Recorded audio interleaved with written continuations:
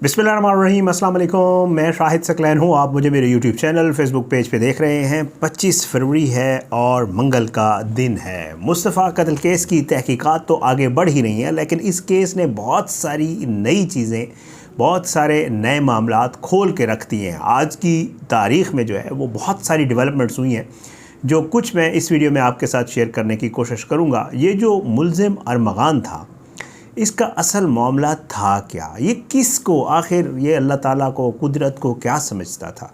और ये अजीब व गरीब किस्म की बातें, हरकतें जानबूझ के कर रहा है या वाकई ये किसी बीमारी का शिकार है?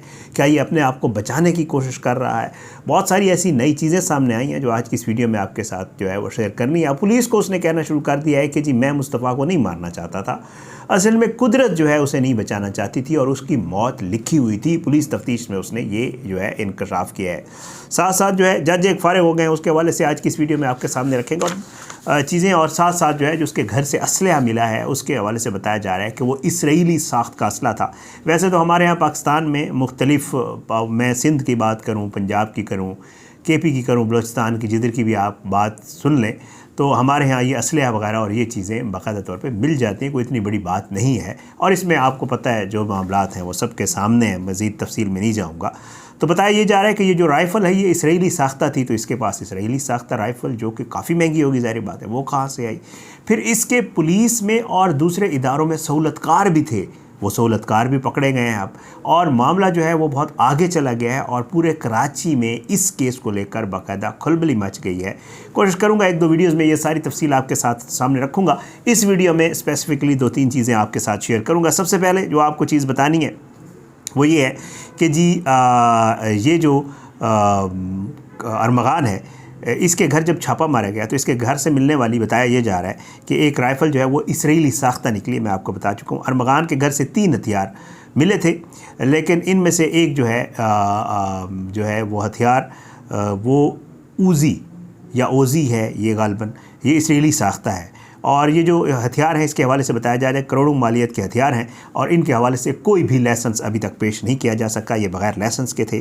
पुलिस ये कहती है कि जी ये जो हथियार मिले हैं इसको जो है हम महकमा दाखिला से जो है इनकी तस्दीक कराएंगे और ममनुआ बोर के ये हथियार थे, ये इसके पास कैसे थे, कहाँ से आए थे, इसकी तफ्तीश पुलिस कर रही है। ये एक डेवलपमेंट थी, मैंने कहा आपके साथ कोशिश ये करता हूँ कि जितनी भी डेवलपमेंट्स होती हैं छोटी छोटी, वो सारी आपके साथ जो है वो शेयर कर देता हूँ। अब मैं आता हूँ, वो कहता है कि जी जो मुस्तफ़ा है इसको मारने का हुक्म जो है वो कुदरत की तरफ से था, अगर इसकी ज़िंदगी लिखी होती तो ये बच जाता।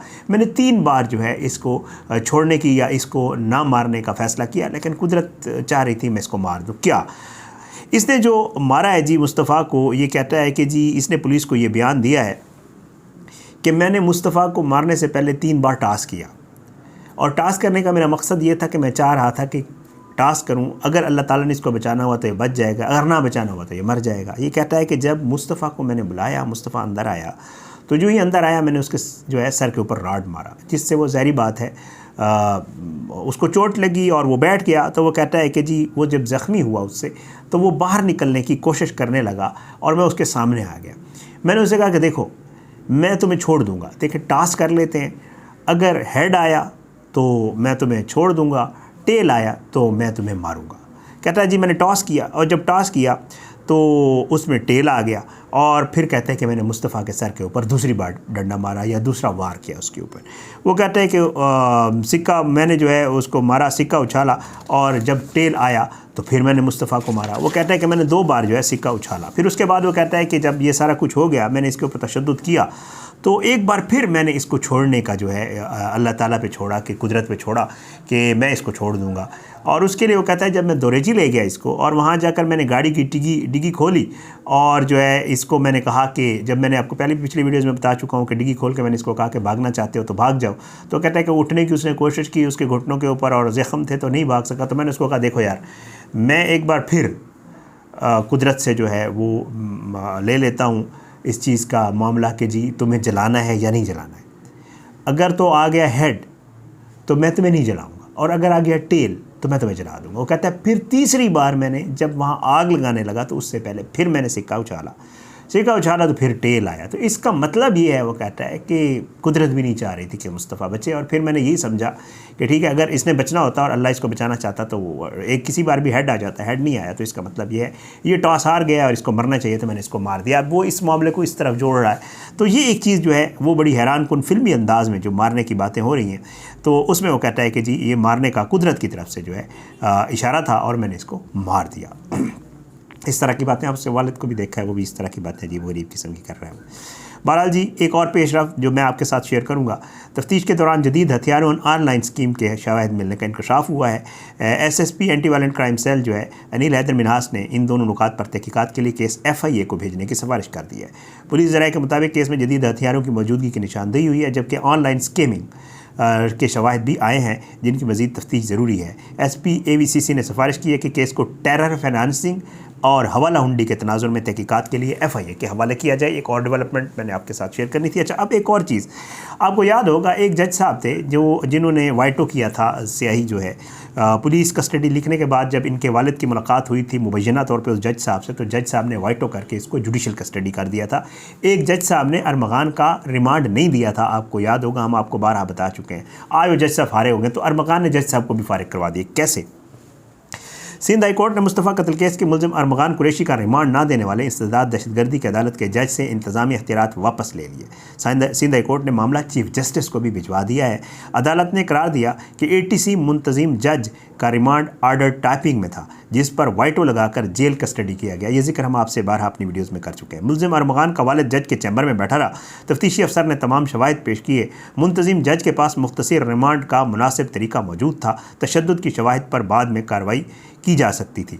होता ये है कि ये जो मुंतजिम जज होते हैं, एडमिनिस्ट्रेटिव जज होते हैं, इनका काम ही यही होता है, ये एक दिन का रिमांड देते हैं ताकि जो ओरिजिनल जज है जो इस केस को देख रहा है तो वो आके इसके ऊपर मज़ीद कार्रवाई करेगा।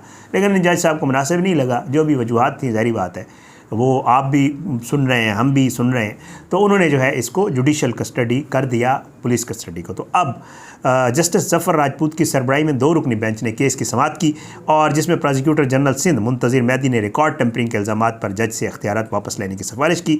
मुंतज़िर मेहदी ने कहा कि ऐसे जज को ओहदे पर रहने का अख्तियार नहीं है, जिसके बाद अदालत ने तफसीली फ़ैसला जारी करते हुए ATC जज से इंतज़ामी अख्तियारात जो है वो वापस लेने की जो है वो हुक्म दे दिया है। और ये डेवलपमेंट थी जी इस केस में मज़ीद।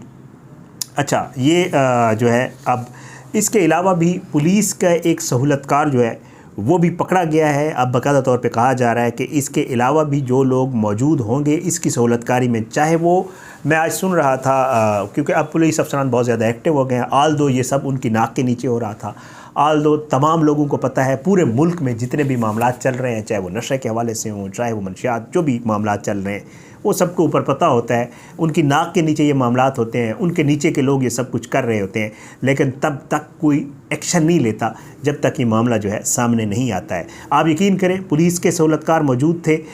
एक अगली वीडियो में बताऊंगा आपको कि किस तरह एक चीज़ सामने आई है कि बाकायदा तौर पर पुलिस को ये पता था कि ये सब कुछ क्या चल रहा है, लेकिन पुलिस वाले को एक कॉल भी हुई और फिर पुलिस वाले ने जान छुड़ाई। जब जो है हॉस्पिटल में भी ये मामला गया तो उन्होंने भी अपनी जान छुड़ाई। ये सहूलतकारी प्रॉपर जो है वो हर महकमे में इस तरह के लोगों की मौजूद होती है, और वो किसी न किसी तरीके से इनसे फ़ायदा लेके इनको जो है वो देने की कोशिश कर रहे होते हैं, रिलीफ देने की कोशिश कर रहे होते हैं। मैं अगली वीडियो में कोशिश करूँगा। मेरे पास एक चीज़ आई हुई है जो साहिर ने अपने क्लाइंट्स के नाम बताए हैं ना कि जी ये क्लाइंट्स थे। आप यकीन करें वो लिस्ट मेरे पास मौजूद है। पुलिस ने वो जो लिस्ट जारी की है उसमें से भी 3-4 नाम ऐसे हैं जिनको पुलिस ने ख़ुद से क्रॉस कर दिया है और उनकी नहीं समझ आ रही कि वो लोग कौन है। कुछ नाम जो पुलिस बताना चाह रही थी वो पुलिस ने बता दिए हैं, वो लिखे हुए हैं, सामने नज़र आएंगे, मैं आपको दिखा भी दूंगा। और कुछ नाम ऐसे हैं जिनको अभी भी पुलिस नहीं चाह रही कि उनके नाम मीडिया पे या सामने आए। पता नहीं वो कौन लोग हैं, या तो बहुत बड़े लोग हैं, या पुलिस के अपने अफसरान के कोई बच्चे हैं, या कुछ ऐसे लोग हैं जो बहुत बड़े शोरफा हैं जिनके हवाले से पुलिस चाह रही है कि अगर इनके नाम आ गए तो फिर शायद इनके वालिदैन की जो है वो बदनामी हो, और पुलिस नहीं चाह रही कि उनके वालिदैन की बदनामी हो। क्यों नहीं चाह रही, डिपेंड करता है। अच्छा, इसके अलावा एक और चीज़, पुलिस ने 2 कैटेगरीज़ में जो है मुलजमान को जो है मंशियात बेचने वाले, मंशियात इस्तेमाल करने वालों को 2 कैटेगरीज़ में शिफ्ट कर दिया है। अब उन 2 कैटेगरीज़ के साथ पुलिस क्या करने जा रही है, वो भी बड़ा हैरान कुन है, वो भी किसी अगली वीडियो में आपके साथ शेयर करूँगा। कोशिश ये है कि इसके ऊपर जितना ज़्यादा मवाद मेरे पास आ रहा होता है तो वो कोशिश करता हूँ कम टाइम में आपके साथ शेयर कर दिया करूँ। आज साहिर हसन को भी अदालत में पेश किया गया था। साजिद हसन साहब के जो बेटे हैं उनको जो है अदालत में पेश किया गया था, उसका भी रिमांड नहीं मिला है, उसको भी जुडिशल कर दिया गया। वो भी एक आज डेवलपमेंट थी इस केस के हवाले से। मज़ीद भी कुछ डेवलपमेंट्स हैं, वीडियो लंबी हो जाएगी, अगली वीडियो में आपके साथ शेयर करूँगा। अपनी दुआ में याद रखिएगा। अल्लाह सबको अपनी ज़ुबान में रखे, अल्लाह सबकी औलाद को अपनी ज़ुबान में रखे, अल्लाह सबकी को हिदायत दे। अल्लाह मेरे समेत आप सबकी औलाद को इस तरह के ये जो मामलात हैं इनसे बचाए, और अल्लाह जो है जो इस काम में पड़ गए हैं उनको भी वापस ले आए। अल्लाह वालिदैन को हिदायत दे कि वो अपने बच्चों को कम से कम इतना तो कम से कम टाइम दे सके या उनका ख्याल रख सके कि उनको पता चले कि उनके बच्चे क्या, उनकी औलादें क्या कर रही हैं। आप यकीन करें, पुलिस ने जो लिस्ट बनाई है और वो लिस्ट तरतीब दे रही है, उसमें तकरीबन आपको ये जो सारे रोज़ टीवी पे बैठ के ना भाषण देते हुए नज़र आते हैं ना, वो आपको लगता है कि बहुत ही बड़े मामलात हैं उनके। इन सब के बच्चे बच्चियाँ जो है इस सारे मामले में इन्वॉल्व हैं और इस सारे मामले में वो सब काम कर रहे हैं। अभी तो कराची सामने है, लाहौर, इस्लामाबाद, सब जगहों पे यही चल रहा है। सिर्फ सिंध को मैं ब्लेम नहीं करूँगा, हर जगह पे यही मामला है। तो देखें, पता नहीं फिर इस पर कोई काम होता भी है या नहीं होता, मुझे तो नहीं लग रहा। उम्मीद रख लेते हैं अल्लाह ताला से कि शायद कोई बेहतरी हो। इजाज़त दें, इंशाअल्लाह अगली वीडियो में मुलाकात होगी इंशाअल्लाह, बशर्ते ज़िंदगी। पाकिस्तान जिंदाबाद। अल्लाह हाफ़िज़।